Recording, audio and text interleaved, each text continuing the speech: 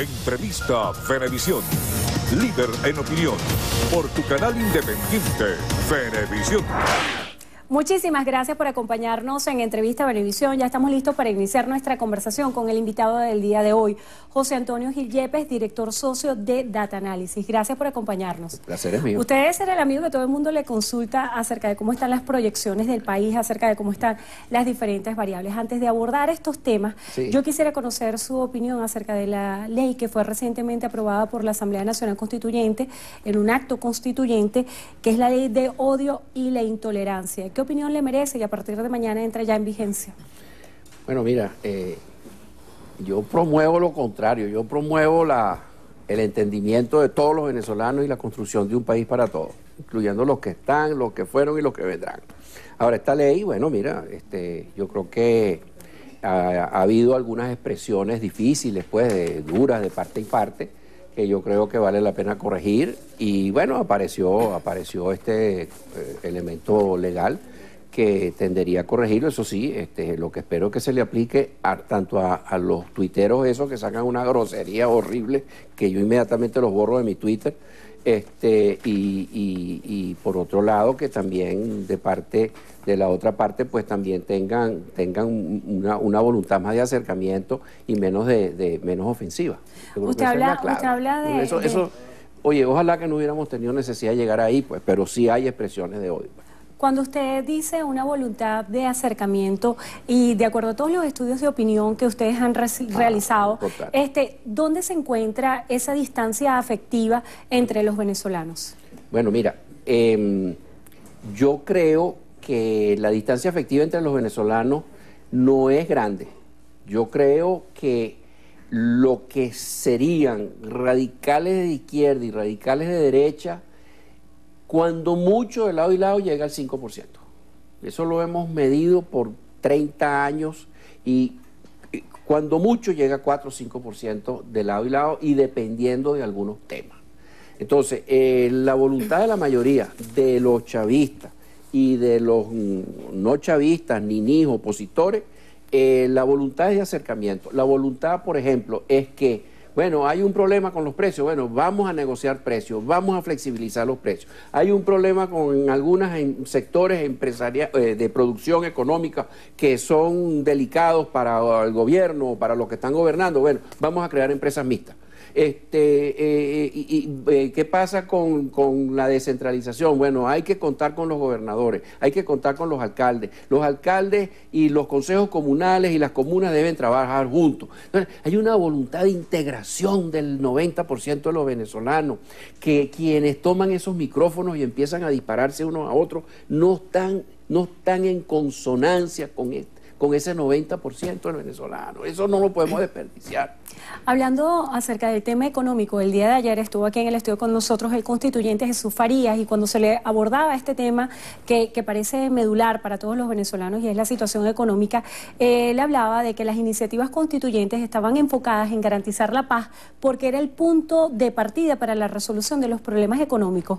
¿Usted lo considera así? ¿Por dónde debería comenzarse para abordar la crisis económica que padecemos los venezolanos hoy? Yo creo que la paz empieza por el bienestar, la paz empieza por el empleo, la paz empieza por la inversión privada, la paz empieza por el abastecimiento, la paz empieza por precios que la gente pueda pagar. Entonces, la paz empieza por la economía. Lo demás, llamar la paz en el aire, la paz en el aire no se sustenta. La paz empieza porque la gente sienta bien y porque todos puedan ir realizando sus sueños. Y eso empieza por un país que estén dispuestos a entenderse, por un país que de lado y lado se depongan actitudes negativas. Yo creo que el gobierno tiene la necesidad de revisar sus políticas económicas, aunque no parece ser el momento. De eso podemos hablar en otra pregunta. ¿Cuál es el momento entonces? El momento parecería que el gobierno tomó la ruta de continuar una política económica bastante restrictiva, regresó a los controles de precios, lo cual, caramba, me parece un error porque va a desaparecer la carne, porque va a desaparecer el queso, lo que controlen, y eso pues va a crearle problemas al gobierno y a todos los venezolanos. Entonces, pero parece ser que esa es la ruta y pareciera que esa ruta pudiera sostenerse hasta después de las elecciones municipales y luego las elecciones presidenciales, que obviamente van a ser acercadas más hacia principio de año que ni siquiera a la mitad de año. Entonces, de repente después de las elecciones presidenciales y dependiendo cómo le vaya a cada lado, de repente pudiéramos tener un cambio de política económica, inclusive con el PSV, si fuese reelecto o si fuese electo un candidato del PSV, inclusive dentro de ese esquema yo creo que pudieran el PSV entender que las políticas de control de precios, control de cambio y sobre todo el dólar barato a 10 bolívares está matando a la producción de Venezuela, está matando el empleo, está matando el abastecimiento. No es un favor que se le hace a nadie, es más, el ajuste de los precios. O sea, la necesidad de reconocer que los precios no eran lo que eran cuando estaban controlados rígidamente, ese ajuste ya el venezolano lo pagó. El gobierno no tiene por qué tenerle miedo a ese ajuste porque ya pasó. ¿Por qué? Porque para poder abastecernos tuvimos que dar libertades de importación y libertades de precio para que se llenaran los anaqueles en los supermercados, las medicinas, etcétera. Entonces ya ese ajuste pasó, inclusive el dólar, porque al traer cosas a dólar libre, tú tienes que cobrarlas sacando la cuenta con base al dólar libre. Pues no puedes regalar el producto porque después no vas a tener con qué volver a llenar el inventario. Claro. Entonces ya eso, hasta el mismo dólar ya es un ajuste que ya se ha pagado, que lo ha pagado el venezolano. Entonces el gobierno que venga, y este mismo debería hacerlo mañana y ganaría mucho más votos de los que piensa ganar. Levantar el control de cambio, a su juicio, debería ser una de las soluciones. Progresivamente, pero ir poniendo cambios creíbles. ¿El control de cambio, a su juicio, es una medida más política que económica o inverso? No, es una medida en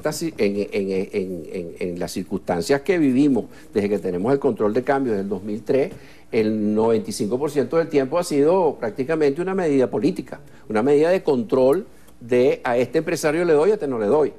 Entonces, yo creo que eso es una medida que le causa mucho daño al trabajador, al pueblo de Venezuela, porque generalmente está asociada con la sobrevaluación de la moneda, o sea, con la divisa barata, y eso hace que se incentive la importación, pero relega el empleo. Entonces, lo que le queda al gobierno es establecer medidas de promoción de inversión, es lo que se llama la reestructuración de la economía. Oye, devuelvan una finca, devuelvan unas empresas que no están trabajando, unos mataderos que no están trabajando, etcétera, incentiven el turismo, pongan un dólar turístico muy atractivo para el que presente un pasaporte y un pasaje, denle el dólar que quieran. ¿Hasta qué punto las sanciones que ha impuesto Estados Unidos sobre Venezuela a nivel financiero, piensa usted que desmotivan a la inversión internacional? ¿Y cómo se puede asociar este tema con el planteamiento de reestructuración de la deuda? Bueno, sí, mira, lo desmotiva, evidentemente, porque está haciéndose evidente a través de esas sanciones de que Venezuela tiene un problema político, un problema económico importante. Ahora, de la relación entre esa sanción y la renegociación de la deuda, esas sanciones puestas por el presidente Trump tienen cláusulas en las cuales, por ejemplo, no se puede negociar con Venezuela nueva deuda.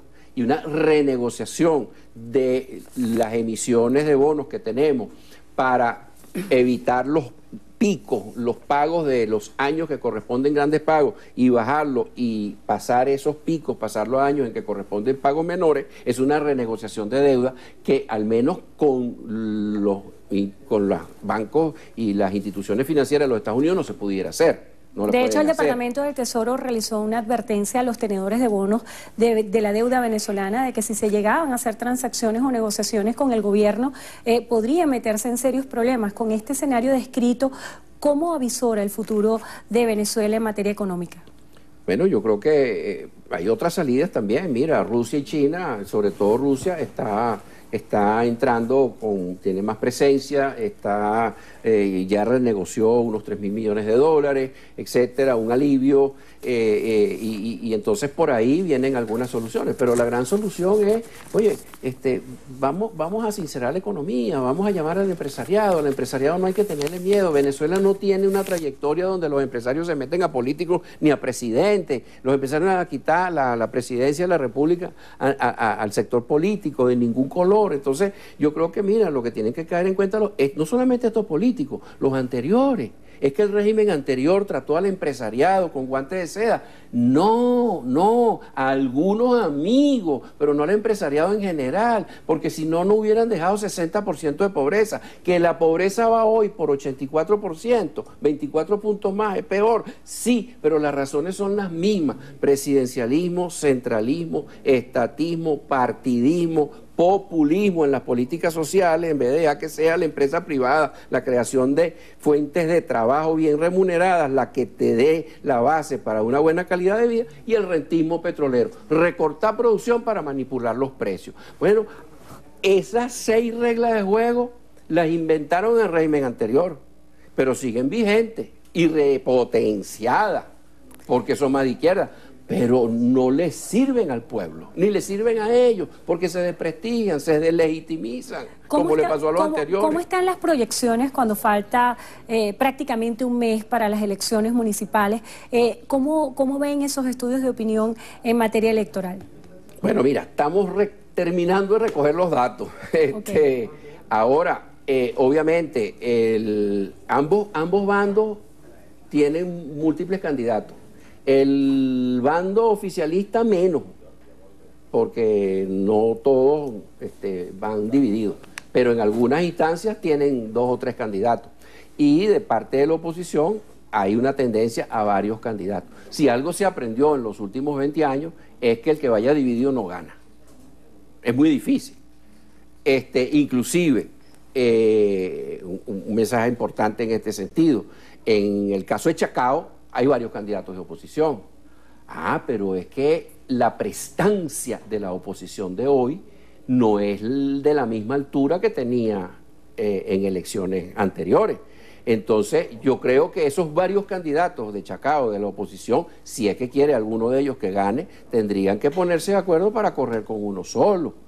Y declinar sus otras candidaturas. Claro, porque después salió el diablo. Acerca de las proyecciones de las presidenciales, que hemos visto declaraciones de por ejemplo, el diputado Julio Borges y Luis Florido, pidiendo condiciones más certeras por parte del Consejo Nacional Electoral. ¿Piensa usted que no haber participado en estas elecciones municipales tendrá algún impacto en la decisión en el futuro de participar en las elecciones presidenciales? Sí, claro, está acostumbrando a la gente a que no vote. Entonces, mira, el voto no solamente es un problema, es un tema de un principio, de un deber y un derecho que ganaron nuestros padres y abuelos con sangre, sudor, lágrima, cárcel y muertes. Bueno, y entonces el voto además es mío. El voto no es del candidato bueno o malo por el cual yo tengo que escoger, ni es del partido bueno o malo que lo presentó. El voto es mi espacio, mi territorio, es parte de mi salud como ser humano, como participante y miembro de una sociedad. Entonces eso de no votar, desde el punto de vista principio, no suena. Y desde el punto de vista pragmático, bueno, la pregunta es muy sencilla. ¿Y qué quiere tu competidor que tú hagas? ¿Que vote o que no vote? Que no vote. Bueno, entonces vota. Pues eso no tiene pie ni cabeza, eso de no votar. Que las condiciones no están dadas. Otra razón pragmática. Porque no estaban dadas las condiciones, nosotros en Data Analysis hemos estimado que se perdieron entre 500.000 y 1 millón de votos, que el gobierno puede haberse ayudado con ellos. Pero ¿cuántos millones de votos no bajaron los opositores en esta elección con respecto a la votación de los diputados de diciembre del 2015? 3 millones de votos. ¿Y qué hubiera pasado si hubiera ido a votar esos otros 2 millones de votos? Que nadie te los iba a quitar, porque no se los puedes quitar, porque tú no puedes hacer un fraude de 3 millones de votos. Entonces, ¿qué hubiera pasado? Que hubiera ganado por lo menos 5 gobernaciones más. Entonces la cosa no era tan fea. Hubiera quedado 12-11 y no 18-5.